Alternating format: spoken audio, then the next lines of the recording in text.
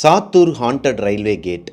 இந்த கதையை கேட்காதவங்க, அதாவது பார்ட் 1 ஆல்ரெடி நம்ம போட்டிருக்கிறோம். அதை கேட்காதவங்களுக்கு இந்த ஸ்டோரி கண்டிப்பாக புரியாது. டிஸ்கிரிப்ஷனில் நான் லிங்க் கொடுத்துருக்கிறேன். அது போக இந்த ஸ்டோரிக்கு முந்தின ஸ்டோரி தான் பார்ட் 1. அதை பார்த்துட்டு இந்த பார்ட் 2 கண்டினியூ பண்ணுங்க. பார்ட் 1ல அகிலனோட அம்மாவுக்கு பேய் பிடிச்சதுக்கு அப்புறமா அங்க இருக்கிற கோடாங்கி 2 பேரை கூட்டு வந்து, அதாவது அகிலனோட தாத்தாவோட ஃப்ரெண்ட்ஸ் 2 பேர், அந்த 2 கோடாங்கியும் இவங்களோட மொட்டை மாடியில் வச்சு அகிலனோட அம்மாவுக்கு பேய் ஓட்டும் போது அவங்க எதிர்பார்த்தது ஒன்று, அகிலனோட தாத்தாவோட ஆத்மா தான் அவங்க அம்மாவோட உடம்புக்குள்ள இருக்குது, இல்ல அந்த பொண்ணு தாய் பாட்டியோட ஆத்மா தான் இருக்குதுன்னு சொல்லி நினைச்சிட்டு இருந்தாங்க. ஆனால் அவங்களோட உடம்புக்குள்ள இருக்கிற ஆத்மா ஸ்டார்டிங்கில் பார்ட் 1ல் நம்ம பார்த்த இறந்து போனாங்க இல்லையா, ரயில்வே ட்ராக்ல அடிபட்டு, அவங்களோட ஆத்மா தான் அவங்க அம்மாவோட உடம்புக்குள்ள புகுந்திருக்குது. பாண்டி தேவியோட ஆத்மா எதுக்காக அகிலனோட அம்மா உடம்புக்குள்ள வரணும்? அது போக இவங்களோட குடும்பத்தை எதனால டிஸ்டர்ப் பண்ணணும்? பார்ட் 2க்குள்ள போகிறதுக்கு முன்னாடி சேனலை சப்ஸ்கிரைப் பண்ணாதவங்க சப்ஸ்கிரைப் பண்ணிட்டு பக்கத்தில் இருக்க பெல் ஐகானை தட்டி விட்டுருங்க. Welcome to our show devil's kitchen.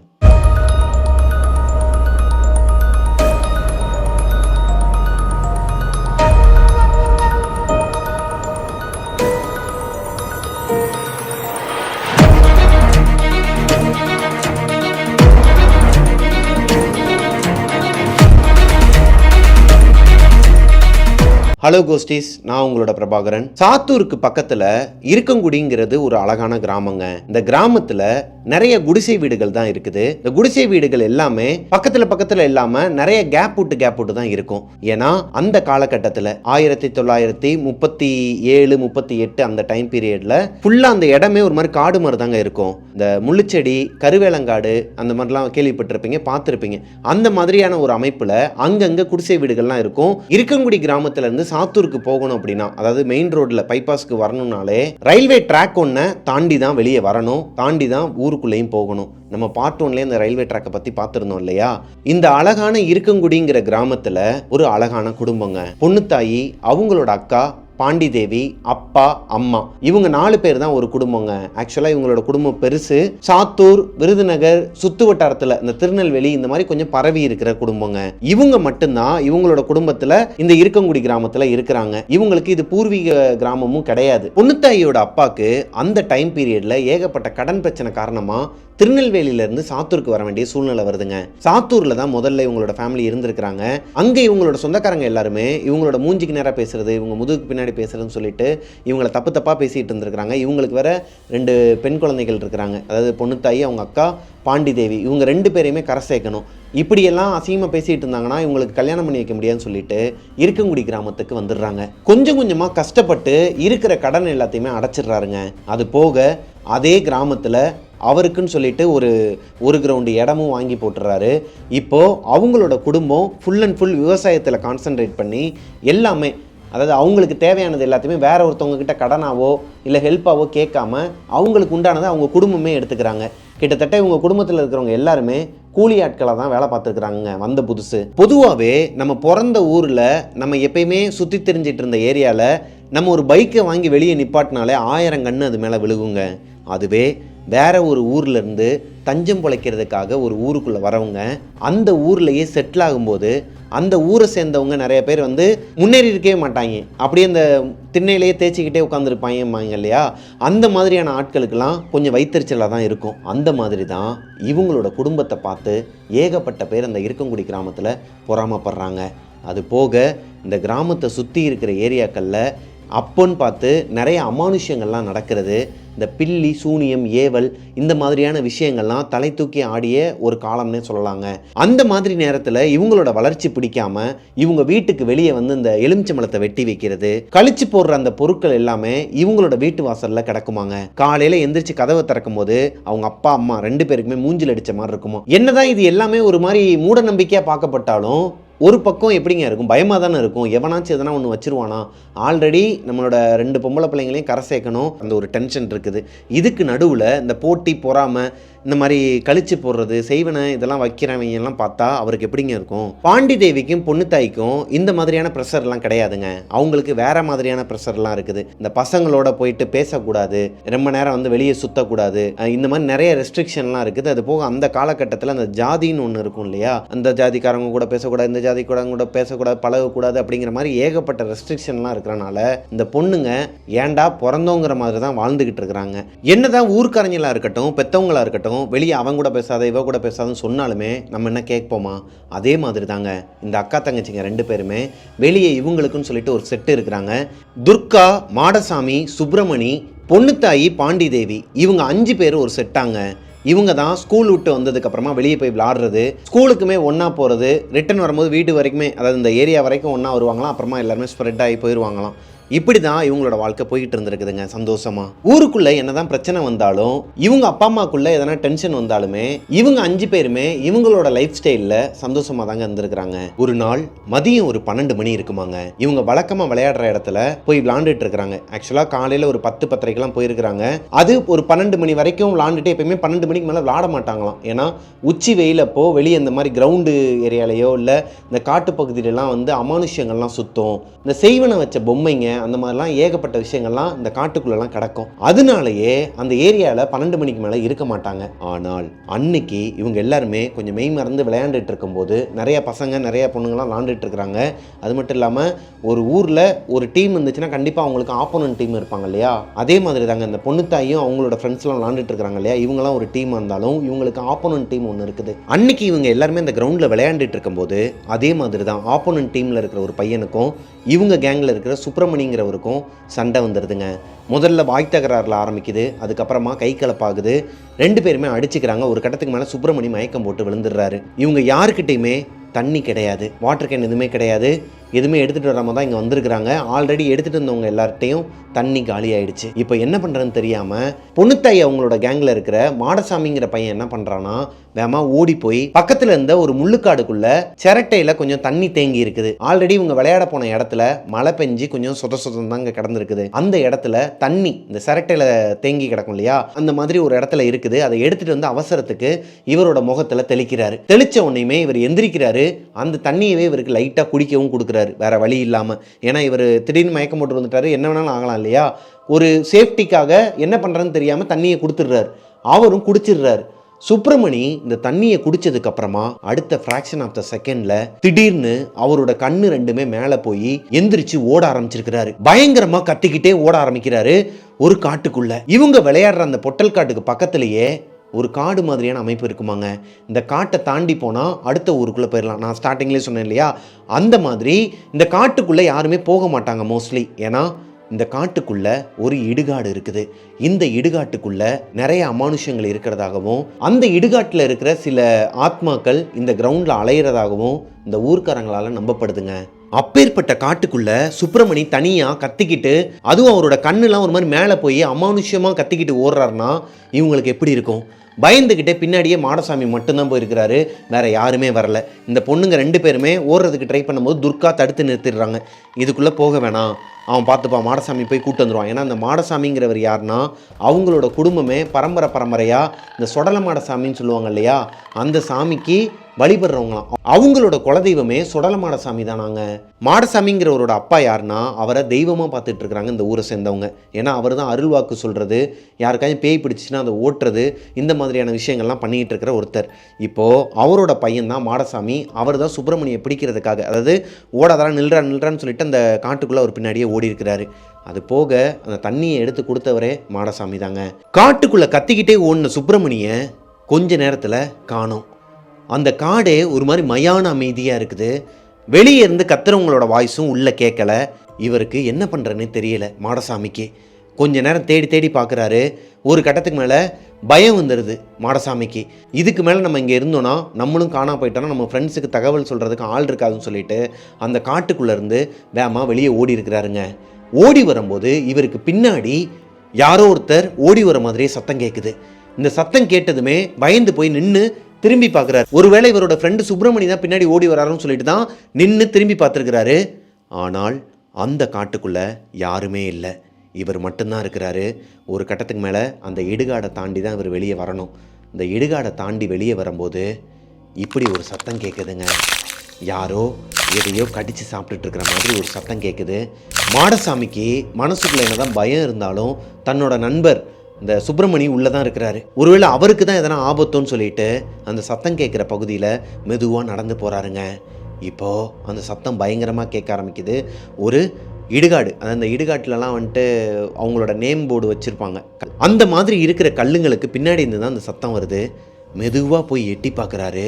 அங்கே செத்துப்போன, அதாவது இறந்து போன ஒரு பூனையை சுப்பிரமணி கடித்து சாப்பிட்டுருக்கிறாரு. அந்த பூனை ஆல்ரெடி எப்பயோ இறந்து போய் ஒரு மாதிரி கருவாடு மாதிரி ஆகி போய் கிடக்குது. அதை ஒரு மாதிரி முறுக்க சாப்பிட்ற மாதிரி கடித்து சாப்பிட்டுருக்கிறாரு. இதை பார்த்ததுமே மாடசாமிக்கு ஒரு மாதிரி கொமட்டிக்கிட்டு வந்து அங்கனுக்குள்ளேயே வாமிட் பண்ணிடுறாரு. வாமிட் பண்ணிவிட்டு எந்திரிச்சு திரும்பி பார்க்கும்போது அங்கன சுப்பிரமணி இல்லை. ஆனால் அவர் கடிச்சு போட்ட, அதாவது அந்த கடிச்சு சாப்பிட்டுட்டு இருந்தார் இல்லையா, அந்த பூனையோட அந்த துகள்லாம் இருக்கும் இல்லையா, அந்த மிஞ்சி போன துகள்லாம் கீழே கொட்டி கிடக்குது. ஸ்மெல்லும் பயங்கரமாக வருது. இதை பார்த்துட்டு அழுதுகிட்டே பயந்து போய் வெளியே ஓடி வராரு. இந்த காட்டை விட்டு வெளியே ஓடி வந்து பார்த்தா கிரவுண்டில் சுப்பிரமணி அவங்களோட ஃப்ரெண்ட்ஸோட நின்றுட்டு இருக்கிறாரு. பொண்ணுத்தாயோட அக்கா பாண்டிதேவி, துர்கா, இவங்க 3 பேருமே சுப்பிரமணி கூட தான் நின்றுட்டு இருக்கிறாங்க. சுப்பிரமணி ஒரு மாதிரி வேர்த்து கொட்டி முகமெல்லாம் ஒரு மாதிரி பயந்த சுபாவத்தோட ஏதோ ஒன்று சொல்லிக்கிட்டு இருக்கிறாரு. இப்போ இவர் வரதை பார்த்த உடனேயும் இவங்க 3 பேருமே எந்திரிச்சு வராங்க. இந்த 3 பொண்ணுங்களும் எந்திரிச்சு வந்து, டேய் உன்னை எவ்வளோ நேரமாக தேடிட்டு இருக்கோம், அவனே வந்துட்டான்டா, நீ எங்கடா போனங்கிற மாதிரி கேட்குறாங்க. இப்போது அவர் நேராக வந்து சுப்பிரமணி கிட்டே கேட்குறாரு மாடசாமி, டேய் உள்ளே வந்து எப்படா வெளியே வந்த, அங்கே எதையோ சாப்பிட்டுட்டு இருந்தே, என்னடா கதை, ஏன்டா இப்படிலாம் பண்ணிக்கிட்டு இருக்கிற, உனக்கு என்னடா ஆச்சு அப்படிங்கிற மாதிரி கேட்கும்போது, டேய் என்னென்னமோ சொல்லாத, நானே பயந்து போய் கிடக்கிறேன், நான் உள்ளே ஓடி போனது என்னவோ உண்மைதான், ஆனால் நான் எப்படி அந்த மாதிரி பிஹேவ் பண்ணேங்கிறது எனக்கே தெரியலை. கொஞ்சம் தூரம் போனதுக்கப்புறமா தான் எனக்கு சுயநினைவே வந்துச்சு. டக்குன்னு திரும்பி பார்த்தா பின்னாடி யாருமே இல்லை. நல்ல வேலை வெளியே இருந்து இவங்கெல்லாம் கத்திக்கிட்டு இருந்தாங்க, எனக்கு சவுண்டு கேட்டுச்சு. இவங்களோட சவுண்டை கேட்டு தான் நான் வெளியவே வந்தேன், இல்லைனா எனக்கு பாதையே தெரில, ஒரு மாதிரி பித்து பிடிச்சி போய் நின்றுட்டு இருந்தேன் அந்த காட்டுக்குள்ளே அப்படிங்கிற மாதிரி சொல்ல, இப்போது மாடசாமிக்கு தூக்கி போடுதுங்க. இப்போ மாடசாமி உள்ளே நடந்த எல்லா விஷயத்தையும் சொல்கிறாரு. என்னடா சொல்கிற, நான் ஓடி வந்தப்போ நீ இந்த மாதிரி ஒரு பூனையை சாப்பிட்டுட்டு இருந்த, நான் உன் பின்னாடியே தான் வந்தேன், நீ காணா போயிட்ட, கொஞ்சம் நேரம் கழித்து நான் உன்னை பார்த்தேன், நீ உள்ளே வந்து ஒரு பூனையை சாப்பிட்டுட்டு இருந்தேன்னு சொல்லிட்டு நடந்தது எல்லாத்தையும் சொல்லும்போது இந்த பொண்ணுங்க 3 பேருமே ஒரு மாதிரி பயந்து போய் அதில் இந்த பாண்டிதேவிங்கிற பொண்ணு மயக்கம் போட்டே விழுந்துடுறாங்க. பாண்டிதேவியோட கேரக்டர் என்னென்னா, சின்ன வயசுலேருந்தே சின்ன சின்ன விஷயங்களுக்கெல்லாம் பயப்படக்கூடிய ஒரு பொண்ணு. இந்த அமானுஷ்யம், பேய், இந்த மாதிரியான விஷயங்களெல்லாம் ஈஸியாக நம்பிடுவாங்க, ஈஸியாக அப்சர்வ் பண்ணிப்பாங்க. ஆனால் தாயம்மா அந்த மாதிரி கிடையாது. பேய்னா பயம் இருக்குது, ஆனால் இந்த அளவுக்கு பயம் கிடையாது. பாண்டிதேவி மயக்கம் போட்டு விழுந்ததுமே அந்த சிரட்டையில் தண்ணி எடுத்துகிட்டு வந்து கொடுத்தாரு இல்லையா, தண்ணி ஆல்ரெடி தேங்கி இருந்ததை, அந்த சிரட்டையவே துர்காங்கிற பொண்ணு எடுக்க போகிறாங்க. இப்போது மாடசாமி கையை தட்டி விடுறாரு. இங்கே பாரு, அந்த தண்ணியில் தான் ஏதோ ஒரு பிரச்சனை, இது மழை தண்ணி கிடையாது, இங்கே ஏதோ ஒன்று நடந்திருக்குது, இந்த இடமே ஒரு மாதிரி அமானுஷ்யமாக தான் இருக்குது, தயவு செஞ்சு இவளை இங்கே வச்சிருக்க வேணாம், வாங்க தூக்கிக்கிட்டு கிளம்பிடலான்னு சொல்லிட்டு பாண்டிதேவியை கன்னத்தில் 2 தட்டு தட்டினதுக்கப்புறமா அந்த பொண்ணு மயக்கத்துலேருந்து எந்திரிச்சிடுறாங்க. இப்போது இங்கே நடந்த விஷயம் எதையுமே வீட்டில் சொல்ல வேணாம், சும்மாவே நம்ம எல்லாருமே ஒன்று மண்ணா இங்கே வந்து விளாடுறது யாருக்குமே தெரியாது, இது வீட்டுக்கு மட்டும் தெரிஞ்சிச்சுன்னா பெரிய பிரச்சனையாகும்னு சொல்லிட்டு இவங்களுக்குள்ளே பேசிட்டு அவங்கவுங்க வீட்டுக்கு போனாலும் அங்கே இருக்கிற இந்த ஆப்போனன்ட் கேங் இருக்கிறாங்க இல்லையா, இங்கே நடந்த எல்லா விஷயத்தையும் ஊரில் இருக்கிற எல்லாருக்கும் தண்டோரா போட்டு அடித்த மாதிரி சொல்லிடுறானுங்க. இந்த சம்பவம் நடந்ததுக்கப்புறமா இவங்க ஃப்ரெண்ட்ஸ் யாருமே மீட் பண்ணிக்கிறது கிடையாது. அதாவது பொண்ணுத்தாயும் பாண்டிதேவியும் ஒரே வீட்டில் தான் இருக்கிறாங்க. அவங்க 2 பேரையும் அவங்க அப்பா அம்மா வெளியே விடுறதே கிடையாது. ஸ்கூலுக்கு போகிறதுனா ஸ்கூலுக்கு போயிட்டு ரிட்டன் இங்கே வர வரைக்குமே அவங்க அப்பா கூடயே போயிட்டு வர மாதிரி தான் பார்த்துட்டு இருந்துருக்கிறாருங்க. இப்போது இவங்க எல்லாருமே மீட் பண்ணி கிட்டத்தட்ட ஒரு வாரத்துக்கு மேலே ஆகுது. ஊருக்குள்ளே எங்கே பார்த்தாலுமே இவங்களை பார்க்கும் போதெல்லாம் அந்த அமானுஷத்தை பற்றி தான் பேசுகிறாங்க. ஒரு மாதிரி நக்கல் அடிக்கிறது, கிண்டல் பண்ணுறது, இந்த மாதிரிலாம் இருந்திருக்குது. இப்போது பாண்டிதேவியோட வீட்டில் அன்றைக்கி ஒரு நாள் நைட்டு 12லேருந்து 12:30 மணி இருக்கும். எல்லாருமே நல்லா படுத்து தூங்கிட்டு இருக்கிறாங்க. பாண்டிதேவிக்கு மட்டும் யாரோ ஒருத்தவங்க அவங்களோட பேரை சொல்லி கூப்பிட்ற மாதிரியே இருக்குது. எந்திரிக்கிறாங்க. எந்திரிச்சு பார்த்தா மயான அமைதி. எல்லாருமே நல்லா படுத்து தூங்கிக்கிட்டு இருக்கிறாங்க. இவங்களோட வீடு ஒரு குடிசை வீடு தாங்க, பெரிய வீடுலாம் கிடையாது. கிச்சன் எதுவுமே உள்ளே கிடையாது, தூங்குறதுக்கு மட்டும்தான் உள்ளே இருக்க முடியும். ரெஸ்ட் ரூம் வெளியே தான் போய் ஆகணும், அதே நேரத்தில் கிச்சனுமே வெளியே தான் இருக்குமா. இப்போ பாண்டிதேவிக்கு ரெஸ்ட் ரூம் வருது, அவங்க மட்டும் தனியாக டோரை ஓப்பன் பண்ணிவிட்டு வெளியே போகிறாங்க. இப்போது மணி கரெக்டாக 12லேருந்து 12:30 மணி ஆகுது. அவங்களோட ஊரே ஒரு மாதிரி மயான அமைதியாக இருக்குது. நைட் நேரம் இந்த பூச்சிங்க சத்தம் மட்டும்தான் கேட்குது. பாண்டிதேவிக்கே லைட்டாக பயம் வருது. ஆல்ரெடி இந்த பொண்ணு பயந்த சுபாவம் உடைய பொண்ணு தான். அது போக அந்த சம்பவம் ஒரு வாரத்துக்கு முன்னாடி இந்த காட்டுக்குள்ளே நடந்த சம்பவம் இந்த பொண்ணுக்கு ரொம்பவே ஒரு இம்பேக்ட் கொடுத்துருக்குது. அதுலேருந்து வெளியே வரவே இல்லை இன்னுமே இந்த பொண்ணு சொல்லப்போனால். இப்போது திரும்பி பார்க்குறாங்க, அவங்களோட தங்கச்சி தாயம்மாவும் அவங்க அப்பா அம்மா 2 பேருமே நல்லா படுத்து தூங்கிட்டு இருக்கிறாங்க. அவங்கள டிஸ்டர்பும் பண்ண முடியாது, ரெஸ்ட் ரூமும் போகணும். சரி ஓகே, நம்மளோட குலசாமியை மனசில் நினச்சிட்டு போயிடலான்னு சொல்லிட்டு அம்மா நீ தாம்மா துணை இருக்கணும்னு சொல்லிட்டு வேமா ரெஸ்ட் ரூம்குள்ளே போயிருக்கிறாங்க. ரெஸ்ட் ரூம் போயிட்டு இருக்கும்போது அவங்க ஏரியாவில் இருக்கிற ஸ்ட்ரீட் டாக் எல்லாமே ஒன்று சொன்ன மாதிரி இந்த மாதிரி கத்துது. இவங்க ரெஸ்ட் ரூம்குள்ளே தான் இருக்கிறாங்க. அது மட்டும் இல்லாமல் அதுங்க கத்துற இந்த நேரம், இந்த அட்மாஸ்பியர் இந்த பொண்ணுக்கு ரொம்பவே பயத்தை தூண்டி இருக்குது. ரெஸ்ட் ரூம் போயிட்டு வெளியே போகலான்னு சொல்லிட்டு டோரை ஓப்பன் பண்ண போகும்போது இவங்களோட ரெஸ்ட் ரூமை சுற்றிலுமே இப்படி ஒரு சவுண்டு கேட்குது. யாரோ ஒருத்தவங்க இவங்களோட ரெஸ்ட் ரூமை சுற்றி நடந்து வராங்க கொலுசு போட்டு. இந்த பொண்ணுக்கு பயம் இன்னுமே அதிகமாகுது. பயத்தில் முகமெல்லாம் வேர்த்து கொட்டி கீழே பார்க்குறாங்க. வெளியே யாராச்சும் நின்னாங்கன்னா அங்கே இருக்கிற அந்த வெளிச்சத்துக்கு, வெளியில் இருக்கிற வெளிச்சத்துக்கு அந்த கதவுக்கு கீழே ஷேடோ தெரியுமாங்க. அதே மாதிரி ஒரு ஷேடோ, ஒரு பொண்ணோட ஷேடோ. யாரோ ஒரு பொண்ணு நின்றுட்டுருக்குறாங்க வெளியே. இப்போ வெளியே போகலாமா வேணாமான்னு சொல்லிட்டு யோசிச்சுட்டு இருக்கும்போதே கதவை போட்டு உடன் உடைச்சிருக்குதுங்க. பயங்கரமாக கதவை போட்டு தட்டு நட்டுறாங்க. வெளியே இருக்கிற யாரோ ஒரு பொண்ணு இந்த ஹைட்டில், அதுவும் இந்நேரத்தில் கொலுசு போட்டு அந்த ஏரியாவில் யார் நடப்பா? அது இவங்களோட பாத்ரூமை வந்து எதனால் தட்டணும்? இந்த பொண்ணுக்கு நல்லாவே தெரிஞ்சிருச்சு வெளியே இருக்கிறது ஒரு ஆத்மா, ஒரு பேய். அந்த கிரவுண்ட்லேருந்து நம்ம கூடயே வந்துருச்சு, அதுதான் நம்ம கூடயே இருக்கு. ஏன்னா இந்த பொண்ணுக்கு அந்த கிரவுண்டில் நடந்த சம்பவத்துக்கு அப்புறமா நிறைய கெட்ட கனவுகள்லாம் வந்து ஒரு 3 நாளைக்கு தூக்கமே கிடையாது. அப்போவும் இவங்க அப்பா அந்த மாடசாமியோட அப்பா கிட்ட தான் கூட்டு போய் மந்திரிச்சு விட்டு கூட்டு வந்திருக்கிறாரு. ஒரு 2 நிமிஷம் எக்ஸ்ட்ரா தட்டியிருந்தா இந்த பொண்ணு அங்கேயே ஹார்ட் அட்டாக் வந்து இறந்துருக்கும். ஆனால் அந்த சத்தம் நின்றுது, தட்டுற சத்தம் நின்றுது, கொலுசு சத்தமும் நின்றுது. யாருமே இல்லை, ஒரு மாதிரி மயான அமைதியாயிருது. இந்த பொண்ணு மெதுவாக அந்த டோரை ஓப்பன் பண்ணி பயத்தோடு வெளியே வந்து பார்க்குறாங்க. வெளியே யாருமே இல்லை. ஸ்ட்ரீட் டாக் எல்லாம் ஒன்று சொன்ன மாதிரி கத்துச்சுங்க இல்லையா, ஒரு ஸ்ட்ரீட் டாக் கூட இவங்க வீட்டுக்கு முன்னாடி இல்லை. இவங்களோட வீட்டு டோரை ஓப்பன் பண்ணி தான் வச்சுட்டு வந்துருக்குறாங்க, அது க்ளோஸில் இருக்குது. இதை பார்த்ததுமே இன்னும் இந்த பொண்ணுக்கு பயம் வந்துடுது. வேகமாக ஓடி போய் அவங்களோட வீட்டு டோரை ஓப்பன் பண்ணி உள்ளே போய் படுத்துட்டாங்க. பாண்டி தேவிக்கு அன்னைக்கு நைட்டு முழுக்க தூக்கமே கிடையாது. அவங்களோட யோசனை எல்லாமே யார் இவங்களோட ரெஸ்ட் ரூமை சுற்றி வந்தது, எதனால் ஸ்ட்ரீட் டாக் எல்லாமே ஒன்று சேர்ந்த மாதிரி ஊழ விட்டது, இந்த கேள்விகளுக்கெல்லாம் விடை தெரியாமல் அன்றைக்கி நைட்டு முழுக்க அந்த பொண்ணு முழிச்சே தான் இருந்திருக்கிறாங்க. ஒரு கட்டத்துக்கு மேலே அவங்கள அறியாமலே 4:30 4:45 தூங்கிடுறாங்க. அடுத்த நாள் காலையில் அவங்க அப்பா கிட்ட இந்த விஷயத்தை போய் சொல்ல முடியாது. அம்மா கிட்ட சொன்னால் அம்மா போய் அப்பா கிட்ட சொல்லிடுவாங்கங்கிற பயத்திலேயே அவங்கக்கிட்டையும் சொல்லலை. பொண்ணுத்தாய் கிட்ட சொல்லலாம்னு சொல்லிட்டு 2-3 தடவை ட்ரை பண்ணியிருக்கிறாங்க. அவங்க அம்மா கூடயே இருக்கிற காரணத்தினால இவங்களால சொல்ல முடியலை. ஒரு கட்டத்துக்கு மேலே வெக்ஸ் ஆகி போய் யாருக்கிட்டடா சொல்லன்னு தெரியாமல் குழம்பிக்கிட்டே இருக்கும்போது தான் துர்கா வீட்டுக்கு வராங்க. துர்காவும் பாண்டி தேவியும் அவங்களோட வீட்டு திண்ணையில் வெளியே உட்காந்து ஒரு மாதிரி குசுன்னு பேசுவாங்க இல்லையா, வெளியே கேட்காத மாதிரி, அந்த மாதிரி பேசிகிட்டு இருக்கும்போது பாண்டி தேவி துர்கா கிட்ட நடந்த விஷயத்தெல்லாம் சொல்கிறாங்க. ஆல்ரெடி துர்கா வேற ஒரு விஷயத்த சொல்கிறதுக்காக தான் பாண்டி தேவி வீட்டுக்கே வந்திருக்கிறாங்க. இப்போ பாண்டி தேவி சொன்ன இந்த விஷயத்த கேட்டு ஒரு மாதிரி அவங்களுக்கு தூக்கி போட்டிருக்குதுங்க. அவங்களும் ஒரு விஷயத்த சொல்கிறாங்க. ஏய் என்னடி சொல்கிற, ஆல்ரெடி இதே மாதிரி தான் நேற்று நைட்டு சுப்பிரமணியோட வீட்டில் ஒரு அமானுஷம் நடந்திருக்குது. என்னன்னா இதே நைட்டு இதே 12-12:30 மணிக்கு சுப்பிரமணியோட வீட்டில் அவர் படுத்து தூங்கிட்டு இருக்கும்போது அவரோட பேரை சொல்லி யாரோ ஒருத்தவங்க கூப்பிட்டுருக்குறாங்க. அவர் எந்திரிச்சு பார்க்கும்போது யாருமே இல்லை, வீடே ஒரு மாதிரி மயான அமைதி. சுப்பிரமணிக்கு அம்மா கிடையாது, அப்பா மட்டும்தான். ரொம்ப பாசமாக வளர்க்குறாரு இந்த ஒரே ஒரு பையன்தான் வீட்டுக்கு. அதாவது சுப்பிரமணியம் அவங்களோட அப்பா மட்டும்தான் இருக்கிறாங்க அவங்க வீட்டில். அப்படி இருக்கும் பட்சத்தில் அவங்க அப்பா பக்கத்துலேயே படுத்து நல்லா தூங்கிட்டு இருக்கிறாரு. வேறு யார் இவரோட பேரை சொல்லி வெளியேந்து கூப்பிடுவா? ஒருவேளை மாடசாமியாக இருக்குமா, இல்லை நம்ம ஃப்ரெண்ட்ஸில் யாராச்சும் ஒருத்தர் கூப்பிட்டுருப்பாங்களா, எதனா எமர்ஜென்சியான்னு சொல்லிட்டு அன்டைமில் டோரை ஓப்பன் பண்ணிவிட்டு வெளியே வந்திருக்கிறாரு. சுப்பிரமணி வீட்டுக்கு பின்புறம் இருக்கிற இந்த பாத்திரம் கழுவுற இடத்துல யாரோ ஒருத்தவங்க பாத்திரம் துளக்கிற மாதிரி, பாத்திரத்தெல்லாம் கழுவுற மாதிரி டம்முன்னு இப்படி சவுண்டு கேட்டிருக்குதுங்க. இந்த பையனுக்கு ஒரு டவுட்டு, இவங்களோட வீட்டில் கொல்லைப்புறத்தில் உட்காந்து இந்நேரத்தில் நடுச்சாமத்தில் யார் பாத்திரம் கழுவுவா? அவங்க அப்பா தூங்கிக்கிட்டு இருக்கிறாரு. இவங்களுக்காக வேலை பார்க்குற ஆட்கள் யாருமே அங்கே கிடையாது. அப்படியே ஒரு வேளை இருந்தாலும், பாவம் பார்த்து யாருன்னா ஒருத்தவங்க வந்தாலும், பக்கத்து வீட்டுக்காரங்களாவே இருந்தாலும், நடுச்சாமத்தில் யார் பாத்திரம் கழுவுவா? அவருக்கு ஒரு மாதிரி படப்படன்னு வருதுங்க. போகலாமா வேணாமா, பேசாமல் உள்ளே ஓடிடலாமா, சுப்பிரமணியின் பேரை வேற சொல்லி கூப்பிட்டுருக்குறாங்க, ஒருவேளை நம்ம ஃப்ரெண்ட்ஸில் யாராச்சும் ஒருத்தர் தான் வந்திருப்பாங்களோ. ஒரே மனசாக சுப்பிரமணி பின்னாடி போய் பார்த்துருக்குறாருங்க.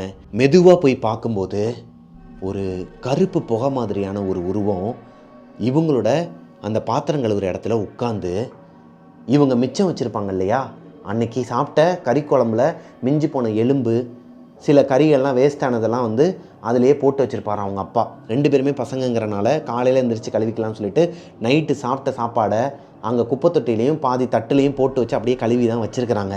அந்த எலும்பு துண்டுங்களையும் கறி பீஸுங்களையும் அந்த கருப்பு உருவம் சாப்பிட்டுக்கிட்டு இருக்குது. இதை பார்த்ததுமே சுப்பிரமணிக்கு ஒரு மாதிரி கை காலெலாம் நடுக்கம் கொடுக்குதுங்க. என்ன பண்ணலாம், இப்போ ஓடணும்னா ஒருவேளை அது நம்ம பின்னாடியே வந்து நம்மளை எதனா பண்ணிருச்சுன்னா, இல்லை உள்ளே வந்து நம்ம அப்பாவை எதனா ஒன்று பண்ணிடுமா, என்ன பண்ணுறனே தெரியாமல் ஒரு மாதிரி அப்படியே தரைச்சி போய் நிற்கிறாரு.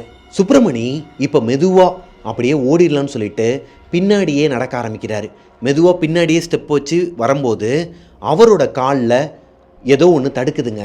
கீழே குனிஞ்சு பார்த்தா அந்த காட்டுக்குள்ளே, அதாவது ஒரு வாரத்துக்கு முன்னாடி ஒரு சம்பவம் நடந்துச்சு இல்லையா, அந்த காட்டுக்குள்ளே ஒரு சிரட்டையில் தண்ணி எடுத்து கொடுத்தாரு மாடசாமி. அதே சிரட்டை இவங்களோட வீட்டுக்கிட்ட கிடக்குது. அது எப்படி அதே சிரட்டைன்னு சொல்லிட்டு இவருக்கு ஞாபகம் வருதுன்னா, அந்த சிரட்டையில் ஒரு சிம்பிள் இருக்குமாங்க. அந்த கிரவுண்டில் கிடந்த அந்த சிரட்டை ஒரு மாதிரி கருகி போய் பார்க்குறதுக்கே வினோதமாக இருந்திருக்குதுங்க. நிறைய சிம்பிள்லாம் வரைஞ்சி வச்சுருக்கிறாங்க. அதில் பெயிண்ட்லேயே வந்து என்னென்னமோ சிம்பிள்லாம் எழுத்துக்கள்லாம் எழுதின மாதிரி தான் இருந்திருக்குது. அதே சிரட்டை தான் இப்போ இவரோட வீட்டுக்கு இந்த கொல்லப்புறத்து சைடில் கிடக்குது. இது எப்படி சாத்தியமாகும்? அந்த கிரவுண்டில் கிடந்த அந்த சிரட்டை எப்படி இவரோட வீட்டுக்கு பக்கத்தில் வந்துச்சு? இப்போ கொஞ்சம் கூட யோசிக்காமல் அங்கேருந்து வேகமாக ஓடி வந்து அவரோட வீட்டுக்குள்ளே போயிட்டு கதவை சாத்திடுறாரு. இவர் உள்ளே வந்து கதவை சாத்திட்டு அவங்க அப்பா பக்கத்தில் போய் படுத்ததுக்கப்புறமா கொல்லப்புறத்தில் இந்த மாதிரி பயங்கரமாக சவுண்டு கேட்குது. பாத்திரத்தை எல்லாத்தையும் போட்டு உடைக்கிறாங்க. இந்த சத்தத்தில் அவங்க அப்பாவே எந்திரிச்சிடுறாரு. சுப்பிரமணியோட அப்பாவுக்கு ஒன்றுமே புரியலை. திடீர்னு தூக்கத்திலேருந்து எந்திரிச்சனால வெளியே ஏதோ சண்டை நடக்குது போல், இல்லை எதனா பாத்திரத்தெல்லாம் திருடுறானுங்களா என்னன்னு தெரியாமல் கதவை போய் ஓப்பன் பண்ண போகிறாரு. இப்போ சுப்பிரமணி அவரை தடுத்து நடந்தது எல்லாத்தையுமே சொல்கிறாரு. அப்பா, பின்னாடி ஒரு உருவத்தை பார்த்தேன்ப்பா, அது ஒரு மோகினின்னு நினைக்கிறேன்ப்பா. ஒரு வாரத்துக்கு முன்னாடி அந்த கிரவுண்டுக்கு போகணும்லப்பா, மாடசாமி ஒரு சிரட்டையில் தண்ணி கொடுத்தான்ல, அதே சிரட்டை வெளியே கிடக்குதுப்பா அப்படிங்கிற மாதிரி சொல்ல, இப்போது உங்கள் அப்பா டார்ச் லைட்டை எடுத்துக்கிட்டு வாடா போய் பார்க்கலாம், யாராக இருந்தாலும் பார்த்துக்கலாம்னு சொல்லிட்டு கையில் ஒரு வேலு கம்பையும் எடுத்துக்கிட்டு அவங்களோட குலசாமி திருநீரை சுப்பிரமணிக்கும் இவருக்கும் பூசி விட்டுட்டு, சுப்பிரமணி நீ உள்ளே கூட இரு, நான் அப்பா போய் பார்த்துட்டு வரேன்னு சொல்லிட்டு வெளியே போகிறாரு. சுப்பிரமணிக்கு மனசு கேட்காம அவங்க அப்பா கூடயே போகிறாரு. வெளியே போய் பார்த்தா அந்த இடத்துல கருப்பு உருவமோ எதுவுமே கிடையாது. ஆனால் இவங்க மிச்சம் வச்சுருந்த அந்த கறித்துண்டு எலும்பு துண்டு எதுவுமே ஒன்று விடாமல் காலியாக கிடக்குது. யாரோ ஒருத்தவங்க கடித்து துப்புன மாதிரி சில விஷயங்கள்லாம் கிடக்குது அந்த இடத்துல. அது போக அந்த சிரட்டை இவர் பார்த்தாருன்னு சொன்னார் இல்லையா, அந்த கிரவுண்டில் பார்த்த சிரட்டை இங்கேயே இருக்குன்னார் இல்லையா, அந்த சிரட்டை அங்கேயே தான் இருக்குது. அதை சுப்பிரமணியோட அப்பா கையில் எடுக்கிறாரு. அப்பா கையில் எடுக்காதீங்கப்பா, பயமாக இருக்குப்பான்னு சொல்லி எவ்வளவோ சொன்னாலும் இல்லைடா இரு என்னன்னு பார்ப்போன்னு சொல்லிட்டு கையில் எடுத்து பார்க்குறாரு. சுப்பிரமணியோட அப்பாவுக்கு சில விஷயங்கள்லாம் தெரியும்.